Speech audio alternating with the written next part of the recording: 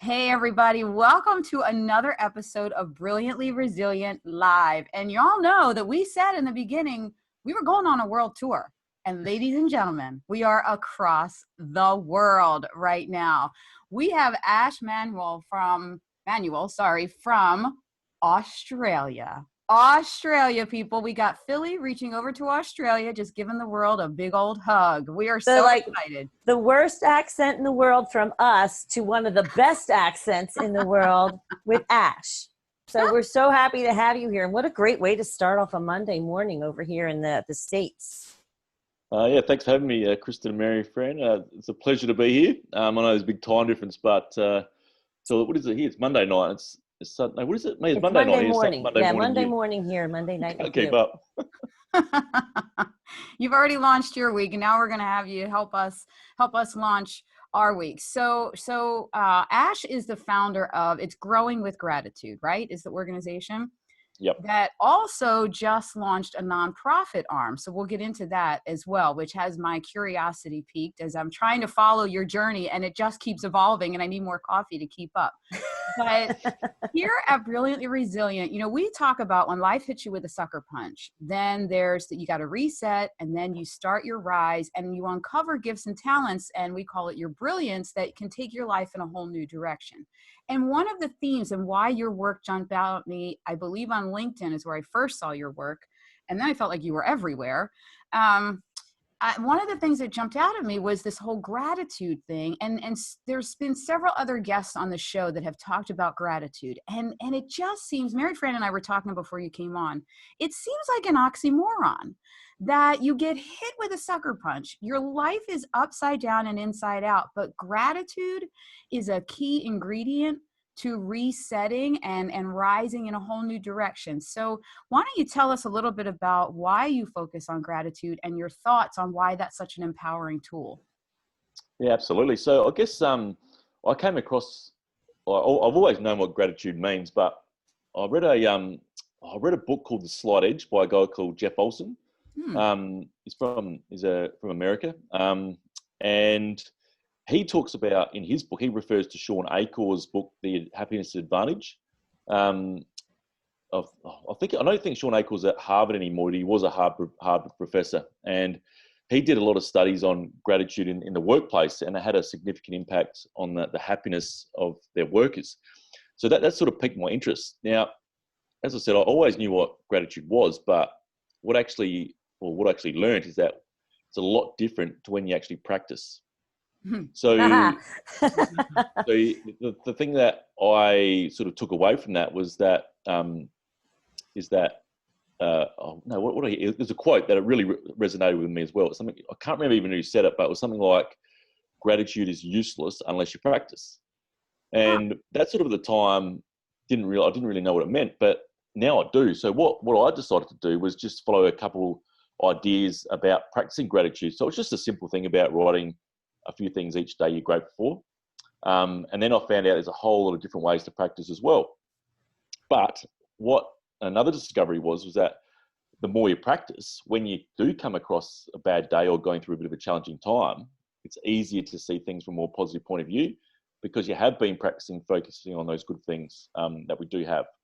So that's how it sort of came about for me. And then, to be honest, I was pretty lucky. I didn't really, I think I kind of worked hard at what I've done in the past. So I became, before I do what I do now, I was a primary school teacher here in Adelaide in Australia. But when I learnt this about gratitude and how it can lead to be a more resilient, happy person, I wish I learnt it as a kid.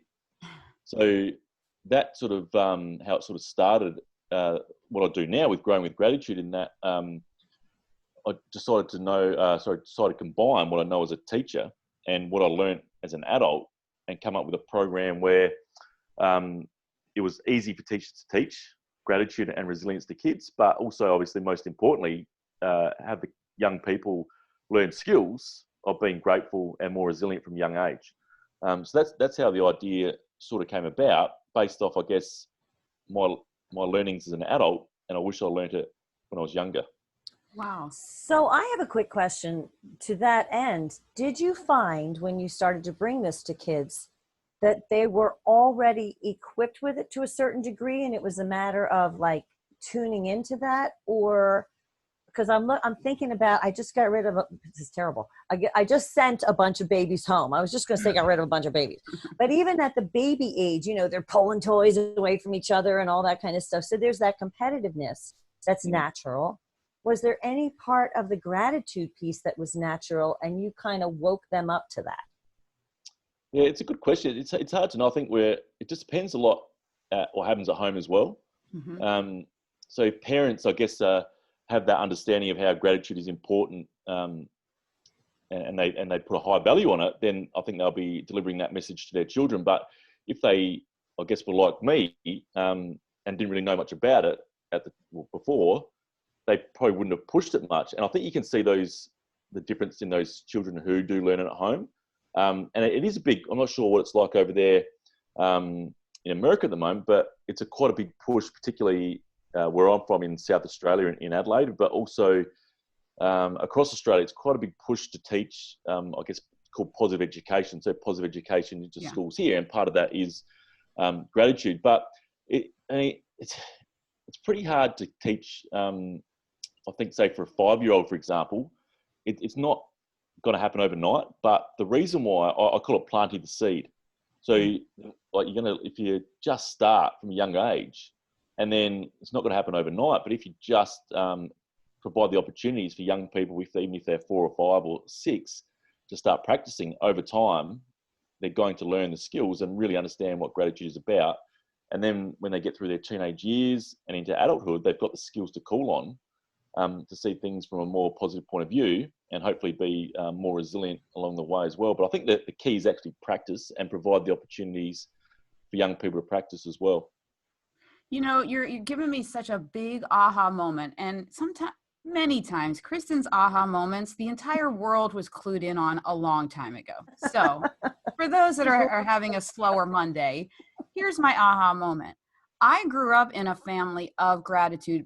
We were very heavily based in faith. So it was always giving thanks, you know, and prayer before the meal, all that kind of stuff. We had almost nothing, but we were always taught to be grateful for what we did have. And it just is dawning on me. You know, I've often said I'm the delirious optimist. I can find the good, I can find the gratitude, but sometimes I'm in that pit of a sucker punch and I can't find it. I eventually do. My perception does change. And I'm realizing it was all that practice. I wrote down here that practice gives you that whole somewhere to go to when you do get the wind knocked out of your sail. I guess I wasn't realizing that all those little things, practicing that the way that I was brought up to be grateful is what is really the key ingredient that I can be so resilient in some of the really big stuff now. And I think a lot of times we look at it the opposite, like, well, how can I be grateful? How can I be grateful right now? I even say in one of my books that I'm writing, I followed all the rules and still got sucker punched and knocked off. But it really is I love this word of practicing gratitude. Because, you know, I'm sure that you get from people that they'll say, oh, a gratitude journal. Really, at the end of every day, I'm going to write 3 things down I'm grateful for. That my life isn't changing. But you're right that if you keep practicing that in those darkest moments is when you can flip the switch and start your rise. So how do you, given all that, how do you take kids who are from different backgrounds and who have different experiences with that concept? And how do you introduce it to them, first of all, and then tell them, you know, how do you teach them those skills and what exactly are they that they can utilize to make it a part of their lives, particularly when something happens that makes them upset or sad or whatever? Yeah, I think a good way to start introducing it is, instead of saying, what are you grateful for, or using that terminology, just what are you lucky to have? That's a good way to introduce it, a good alternative, particularly for young people, because they do understand it. Like a 4 or 5-year-old, what are you lucky to have? And they answer straight away. Like you might get some funny answers, but at least they thinking about those things that they are lucky to have. To be honest, there might not be, like, a young person, if they have something's upset them, it might not actually work for them, like, to be able to like reframe or put things in more positive view from a young age. But as I said before, and we spoke about the practicing, I think that's the key. Like the more we practice, I always compare it like a skill in a sport. So the more you practice the skill in the sport, it doesn't matter what you do, the more you practice something that you want to focus on, the better you get. And I guess when we're talking about being grateful and empathetic and things like that, the more we practice it, the better we get at it. So it's exactly the same as like a 5-year-old learning how to shoot a basketball. Like, to be honest, they're not. They probably think they're good, but they're not. From a 5-year-old, like starting out practicing that skill, they're not going to be very good. But they show up each day.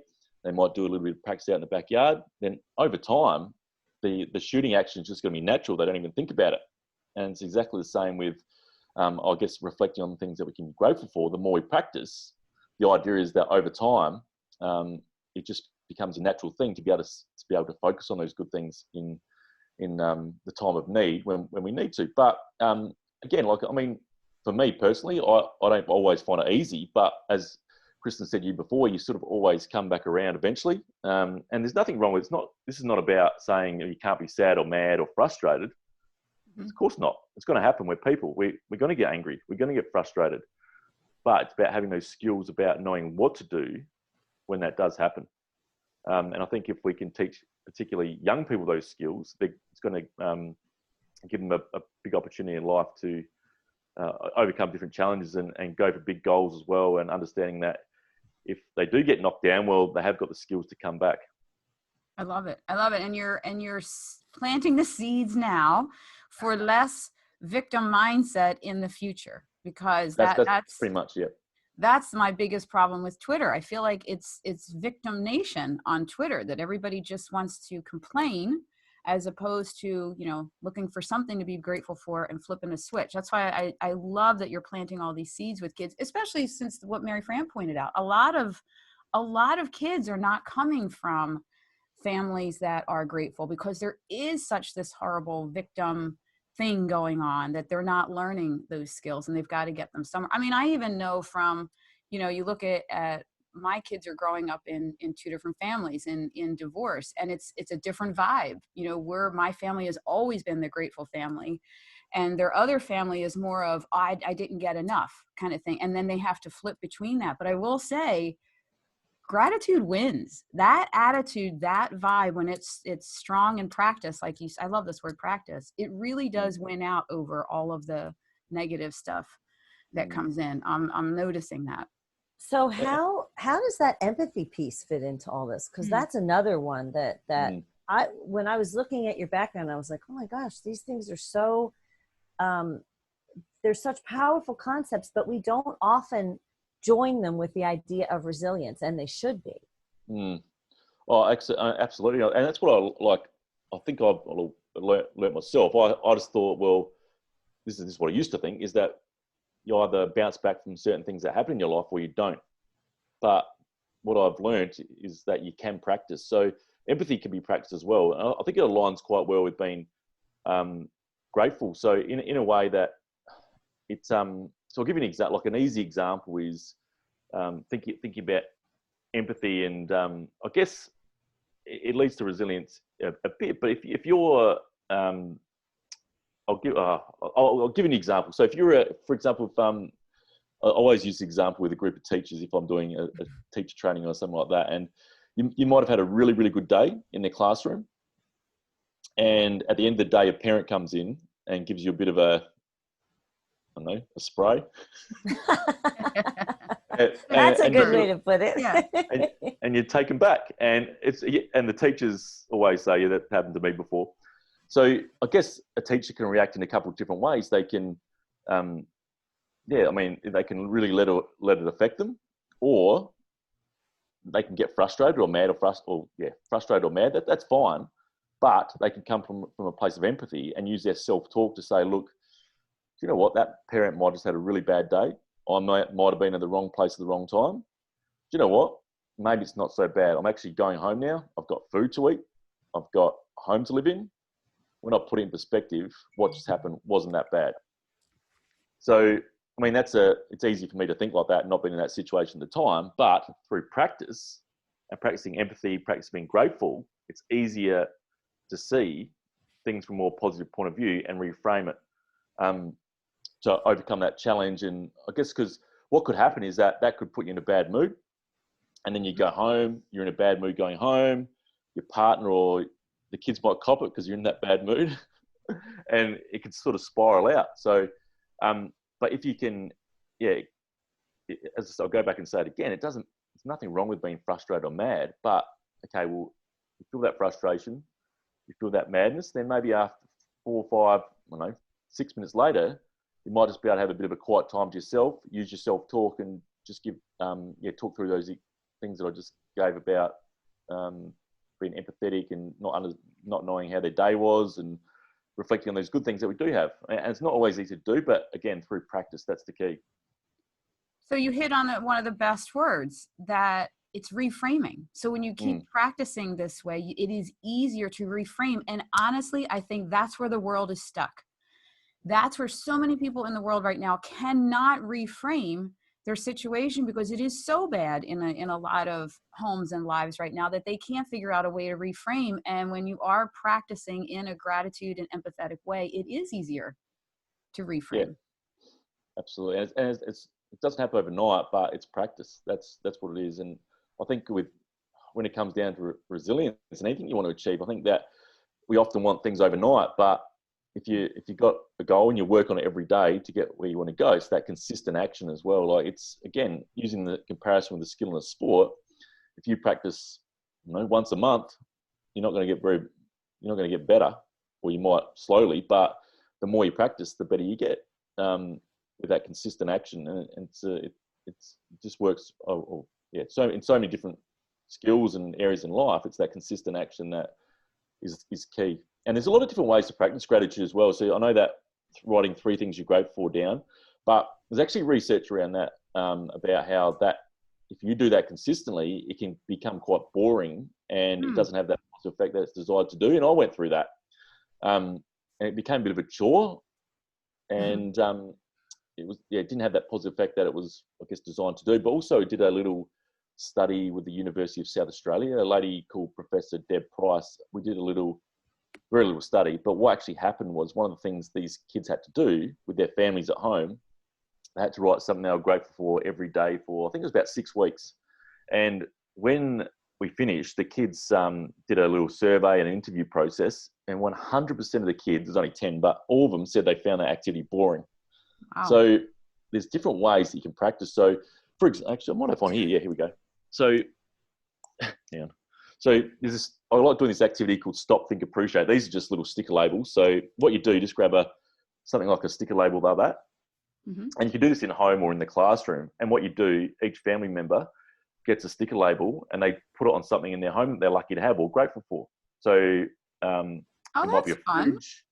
It could be a fridge. It could be like a light switch to identify that we're grateful to have, electricity, laptop, whatever it might be. And the idea is just to reflect on those things in the family home or the classroom that we can be grateful for. And if you leave that sticker there for a while, the idea is that when you see it there and you notice it, it's just that quick, short 1 or 2 second reminder of how lucky we are to have those things in our homes. So there's different ways you can practice. It's just to keep it, I guess, not sure if it's exciting, but keep the variety to it.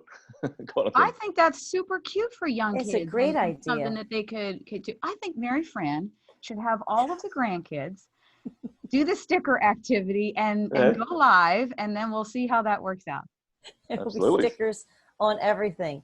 And I hope there would be quite a few on me. I'm sure there would. I'm sure there would too. I do love that strategy. And you're right. I can imagine that the kids would say just writing it down gets boring. Because I used to do that with my kids. And you can't say the same thing that you said yesterday. You have to come up with a new thing. It's like they would go, I'm grateful that I have dinner. I'm like, we're not leaving the table until you come up with something else. So it ends up being like homework, though, I think. Yeah. You're probably right. It's like it's a chore. And anything like that you want them to start to be conscious of, first of all, because they're not going to be happy that you're telling them something to do anyway, you have to add an element of fun. I think the stickers are great. Yeah. I would probably give different color stickers to everybody in the family. So then you could look at somebody else's idea of, oh, mom's got the purple stickers, so she's grateful for that. I wonder why. Like maybe that would spark something in their heads to think, why does somebody else grateful for that when they didn't think about it? I love That's that really idea. cute. Yeah, I think that's really cute. Cool. And I then, mean, go oh, ahead. sorry. I was just going to say, and like even writing down a piece of paper, but just drawing on a little piece of paper, then creating a gratitude jar and things like that. So having a jar, just a simple jar. I don't have one here, but just a jar which has gratitude on it, and then just having little cut up bits of paper, and each family member writing something they're grateful on and putting in the jar and collecting it that way. So they're still writing it down, but it's just a slightly different way of practicing it. And things like And that. then do they at some point, like maybe like at the dinner table, like maybe you pull them out and just go, so and so is grateful. I love that. That's a great idea. Maybe at the end of the week or end of month, whatever you want to do. Yeah, just to reflect on what the each person's grateful for. Yeah, definitely. Yeah, I like that one too because I'm a visual person. So I feel like a jar filled with things you're grateful for, and knowing how that's growing and big when something happens and you feel like you have nothing to be grateful for, and then you that visual of, but look at all these things, is a good I one. imagine that's important too, to try, especially when you're dealing with kids, to try to hit them because they do process things in different ways. So you probably do have to come up with these different kinds of opportunities or ways to teach that skill set because they all, take it in differently. Yeah, to be honest, we're talking about kids, but this is just as relevant for adults.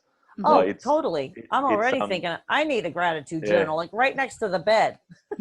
Yeah, absolutely. And it's like, I always talk about this with teachers and mainly teachers, but it doesn't matter if you're a 4-year-old or a 104-year-old, these are still activities that we can all do. And yes, it depends on the age group, but it's relevant for everyone. It's funny. You've talked about the word practice a number of times, and I always go back to, I don't do it nearly as much as I used to, but I used to practice yoga. And no matter how skilled the teacher is in yoga, the greatest yogi in the world never says that they do yoga. They say they practice it because in their minds, there's always more, there's always more to learn. There's always an opportunity to continue to grow in that area. And I think some of the things that I really like about what you're saying is that when you do these things, even if it's for a minute here and a minute there, but it's consistent, then it becomes that unconscious thing. And that's kind of what you're striving for, I guess, for it to kick in at a certain point, right? Yeah, absolutely. It's just, it's I don't know. You can't highlight it enough. It's just that practice. And I'm sure that with your yoga, like if you stopped some of those, oh yeah, believe me, tough. it's bad after a while. You got to keep at it because it doesn't always come right back. Let me just say. Well, it's like it's a habit. Right. It forms a habit, and there's that whole. Exactly. I can't remember the author right now that talks about the habit. Look at successful people. It's not necessarily their strategies; it's their habits that the power are of habit. causing success. The power of habit. Yeah. The power of habit. Yeah.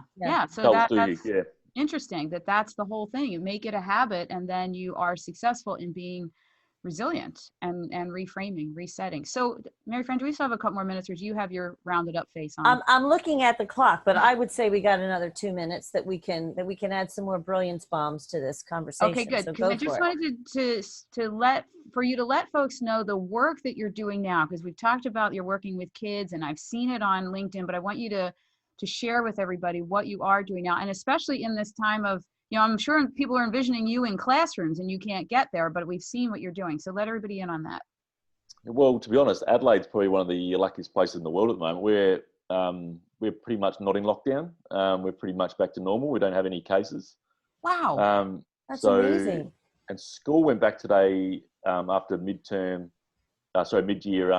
holidays. So it's the first day back school today. So hopefully from maybe it's week one's not a great time to go into schools, but probably from next week onwards, start to get back in. But to be honest, a lot of my stuff that I do is online. So I have online programs that the teachers teach themselves. I do go into classrooms and do workshops with classes and groups of students as well, and do teacher training as well. But that's pretty much the schools side of it. And we do actually, over here, we have, so kids do play school sport, but they also play club sports. So maybe there's a club in the local area and all the kids go to that local club to play sport as well. So I do stuff with local sports clubs based on what we've just been talking about tonight or today. And also, Christy mentioned about the charity that not for profit, which is just been approved as a charity recently, and that's pretty much what I was talking about tonight. But it's the aim is to make it free for schools. So if it's at risk students or students in lower socioeconomic areas that attend those schools, then the idea is that we can provide free training and resources for those students and schools in those areas. So that's what it's pretty much based on. It's based on the Growing with Gratitude program, but providing it free for those schools in those demographics. I love the idea of that outreach, because that has to be a real challenge at times to help those kids find gratitude in circumstances that are not hardly ideal. And that's got to be a bit of a stretch for them to develop that muscle, to work that gratitude muscle. So, to be able to provide that, as you said, starting at an early age, that's amazing work. Yeah, hopefully it's brand new, so it hasn't really started. Nothing's really happening with it too much, but the platform's there. Well, to that end, then, why don't you tell everybody where they can find you, and if there's a way that they can contribute to that and support that, because this is something that we need to be teaching our kids just all across the board. Yeah, this is like really new, like it's only a couple of weeks old. So pretty much, but you can contact me at info@growingwithgratitude.com, .au on the end. So info@growingwithgratitude.com.au. On Facebook at Growing with Gratitude, and Instagram at Growing with Gratitude as well. And that's the main places where to find out more what Growing with Gratitude is about at the moment. And with the charity, it's called Mind Our Youth Foundation. It's It's at MOYF on Facebook. There's a few. I just got up the page the other day, so that's very new. Well, I'm really thrilled that we have an opportunity to share this and to give people an opportunity to support you, because it really is important work. So thank you for that. Thank you for joining us too at odd hours on your end and ours. Yeah, no, absolutely. No, I had a great time, and appreciate you having me on. Thank you very much.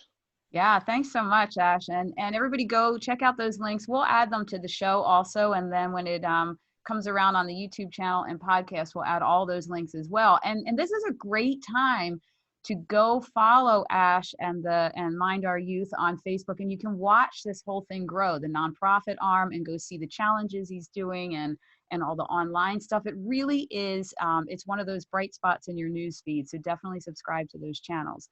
And then if you're still having issues with your reset and reframing as you are uncovering that you're brilliantly resilient, go to brilliantlyresilient.net/freebie. We have a download there for you. And I think that our next freebie that we'll have will focus on gratitude here, because I'm hearing some really great things, and I've had my own aha moments that are helping me reframe my week ahead.